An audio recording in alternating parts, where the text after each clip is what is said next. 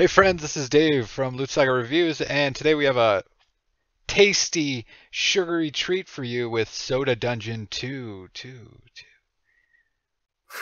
Dang, I I was... thought you were gonna introduce me, and then you started with tasty, and I was like, oh no, where is this going? Don't do it. Thank God. Also, Tristan is here. Moving on to the Hi game, guys. Soda Dungeon 2. Yep, hi Tristan, say hello. So what is it? What is Soda Dungeon 2? Let me tell you, Tristan, let me tell you. It All right. is a free-to-play game available on the Google, Apple, and Steam stores, where you come into this little humble village, and in the beginning of the game there is no village, and you start No village. by going into this humble tavern, and you go on to a quest of soda glory, ultimately, where you get showered with soda. That sounds like the dream life It's right there. it's a sticky situation, but it's fun.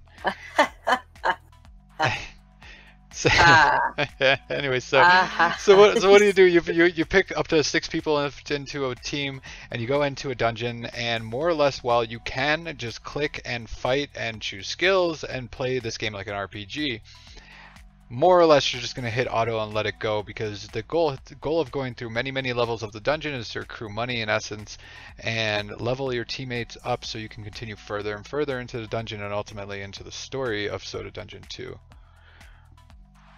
So what that leads in, was that enough? Did I cover enough, Tristan? Yeah, I think so. Alright, cool. So let's go into what's good about this game, what I liked about this game. So the story, as I was starting to mention, the story of this game is pretty tongue-in-cheek funny.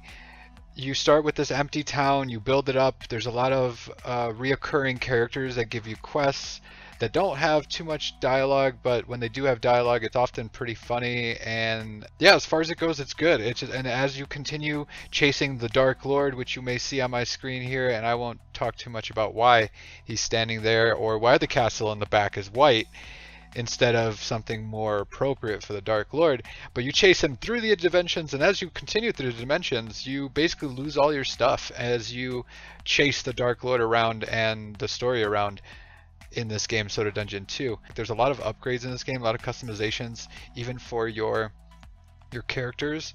You can customize what eyes they have, what pair of underwear they're wearing, what color underwear they're wearing. That's the very first thing I wanted to customize, so that's good to know.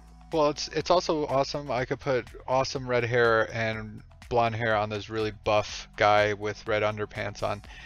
You know. Yeah, do you need your junkies to be a little bit more anime? We got you. We have, you know, you want...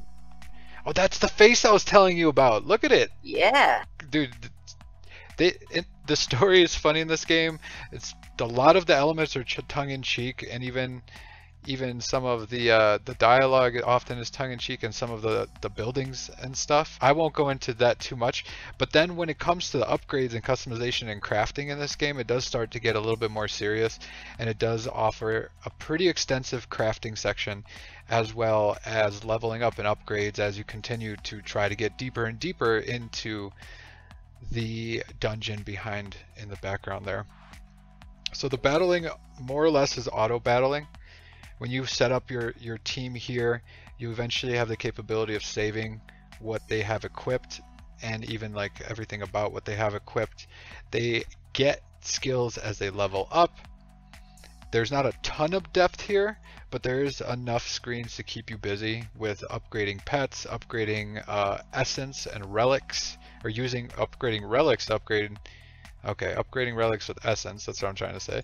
Nice. Yep, I nailed it on the 3rd time. And there is some customization with what your characters can do in battle. There are soda scripts, and you can actually make some adjustments on who they attack. Interesting. Yep. So who they It's almost attack. it's almost like I wouldn't go as far as to say you're coding the game, but you're almost coding what you want them to do. Right, so there's definitely some customization with the auto, and if we start, I have a party ready, so if we go into the game here and we'll let that run in the background while we get into some of the other topics. for those keys that you have here that you get, you can go into special areas, including like healing fairies and other things, and you can set what you want your run to do with that key. Do you want to go into the mining section? Do you allow the game to go into the healing fairy? And if she does go for the healing fairy, at what percentage health should they go for it? So there is a lot of customization with your individual character, their equipment, the use of the keys that you're doing here, and a bunch of getting during this battle, and a bunch of upgrades that you do to your buildings and everything. So there's a lot here for a free-to-play game, really. Like, yeah, for sure, and especially one made by an indie developer. There's a lot here, so that's what's good. It's like the battling, the upgrades, the customization, the crafting, the dimensions, and what the reason you lose all your stuff and the reason to start over is sound. Even, you know, it's actually worked into the story. The soda scripts is something it took me a second to find, but after I found it, it's super valuable, especially for some characters that have certain skills that they just seem to spam all the time, and you're like, hey, I just want you to do this when I need you to do this. And in a game like this where you're just letting it go as I'm letting it go, right, you kind of want that customization, and that's there. Now I'm going to tell you my score for this game with what I've just said and everything that I've praised it, because I do really like this game. I played this game at this point, I think my Steam 2 weeks hours is at almost 200 hours. So there's something to be said about that. I am a fan of RPGs, I'm a fan of customization, I'm a fan of auto games, I'm a fan of leaving something in the background while I work.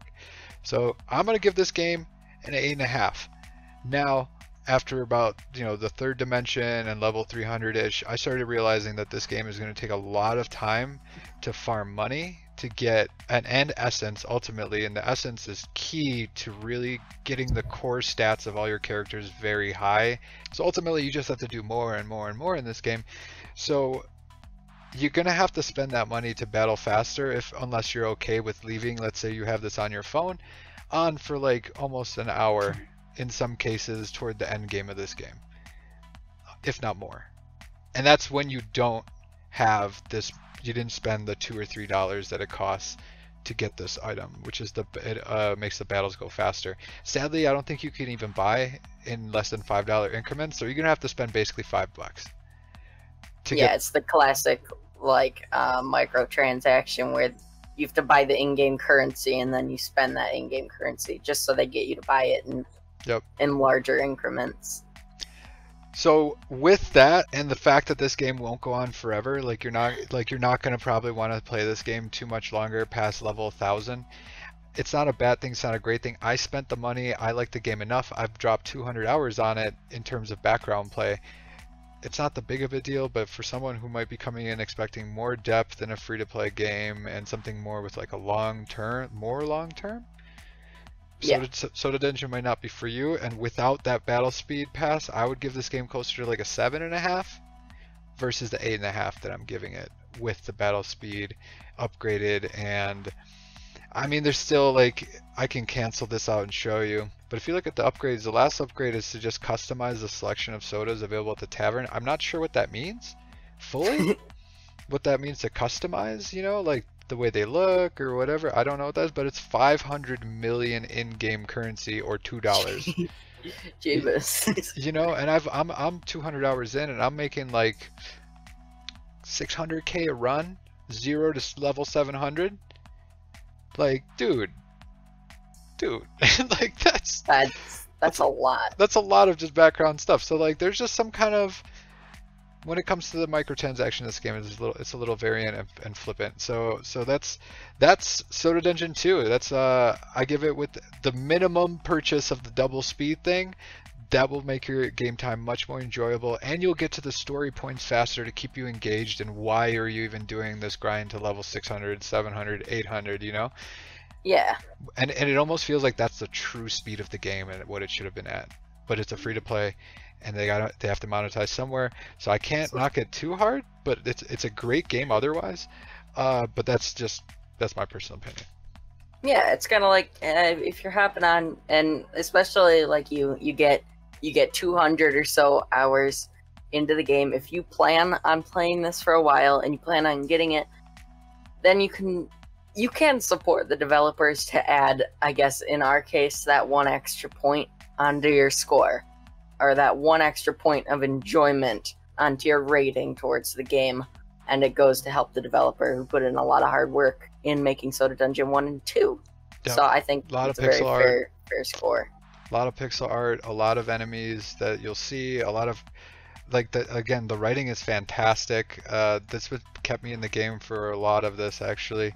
And there is a little bit of depth, I wouldn't say a lot, but a little bit of depth with some of the characters, and the scripts allow you to take control over them, which helps in an auto game. There is definitely a lot here. And to Tristan's point, for people who really like this sort of game, I want to like me, I share this with you. Throw a little cash at it. You're gonna have way more fun, and just like, you know, over time fun, and probably the ceiling goes up if you spend that a little bit of money. Otherwise, if you're not super into auto games, like, pick it up anyway. Check it out. Like, let it run. Enjoy yourself. Well, for what it is. I played it in the background while playing poker. You know, I had it running in the background while I was in meetings at work. It was funny, and it was just something to like look at when I wasn't necessarily paying attention to my work screen, or paying attention to the poker table at the poker room, right? So cool. Well, thanks for sitting in with me, Tristan. I hope you guys enjoyed the review of Soda Dungeon 2, and this is Dave with Loot Saga Reviews. Catch you later. All right, see you guys later.